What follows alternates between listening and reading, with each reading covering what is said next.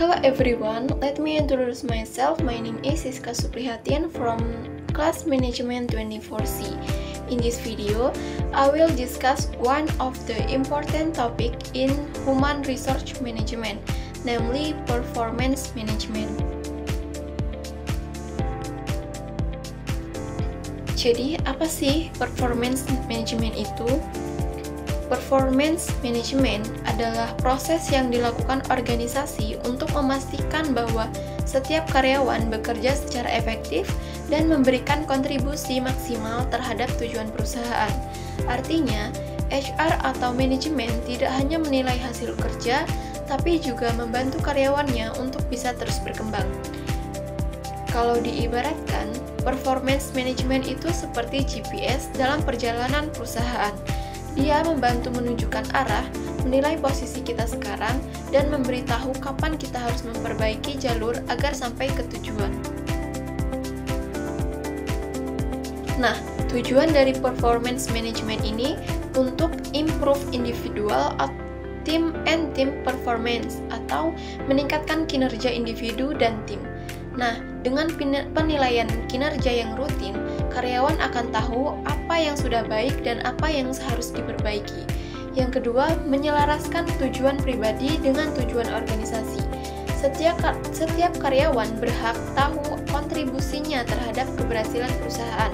Yang ketiga, memberikan dasar untuk penghargaan dan promosi. Karyawan yang berprestasi bisa diberikan bonus, kenaikan jabatan, atau pelatihan lanjutan. Yang keempat, meningkatkan komunikasi antara atasan dan bawahan. Karena melalui evaluasi kinerja, mereka bisa saling memberi masukan dan umpan balik. Proses dalam performance management. Nah, ada beberapa tahapan penting yang biasanya dilakukan. Yang pertama, performance planning atau perencanaan kinerja. Tahap pertama adalah menentukan target kerja atau Key Performance Indicator. Nah, Key Performance Indicator ini biasa berupa angka penjualan, tingkat kehadiran, atau pencapaian proyek tertentu. Nah, di tahap ini, atasan dan karyawan berdiskusi untuk memastikan targetnya realistis dan jelas. Yang kedua, monitoring and coaching. Setelah target ditetapkan, karyawan mulai bekerja. Selama periode kerja, manajer melakukan pemantauan dan memberikan coaching atau bimbingan supaya arah kerjanya tetap sesuai rencana. Yang ketiga, evaluasi kinerja. Tahap ini dilakukan biasanya setiap 3 atau 6 bulan sekali. HR atau atasan menilai hasil kerja karyawan berdasarkan KPI, perilaku kerja, dan kontribusi mereka terhadap tim. Lalu, yang keempat ada umpan balik dan penghargaan. Setelah evaluasi, manajer memberikan umpan balik, baik positif maupun masukan untuk perbaikan. Karyawan yang berkinerja bagus bisa mendapatkan penghargaan seperti bonus, sertifikat, atau kesempatan promosi. Nah, yang kelima ada perbaikan dan pengembangan. Tahap terakhir, HR membantu karyawan memperbaiki kekurangan lewat pelatihan atau mentoring. Tujuannya agar performa berikutnya bisa lebih baik lagi. Peran HR sangat penting di sini. Mereka bukan hanya sebagai penilai, tapi juga fasilitator dan pendamping. Nah, di atas beberapa peran HR antara lain, yang pertama menyusun sistem penilaian yang adil dan objektif. Yang kedua, melatih para manajer agar bisa memberikan umpan balik dengan baik. Yang ketiga, menganalisis hasil kinerja untuk melihat siapa yang perlu pelatihan atau promosi. Yang keempat, menjaga agar proses penilaian tidak menimbulkan konflik di lingkungan kerja. Jadi, HR berperan memastikan bahwa sistem penilaian ini bukan sekedar formalitas, tapi benar-benar membantu karyawan berkembang. Nah, dengan adanya sistem manajemen kinerja yang baik, maka perusahaan akan mendapatkan banyak manfaat, seperti produktivitasnya meningkat karena semua orang punya arah kerja yang jelas, komunikasi antara atasan dan bawahan lebih terbuka, motivasi karyawan meningkat karena kerja kerasnya dihargai, dan perusahaan juga bisa menemukan siapa karyawan terbaik yang siap dipromosikan. Nah, bagi karyawan sendiri, sistem ini juga membantu mereka mengenal potensi diri dan peluang untuk berkembang ke depannya.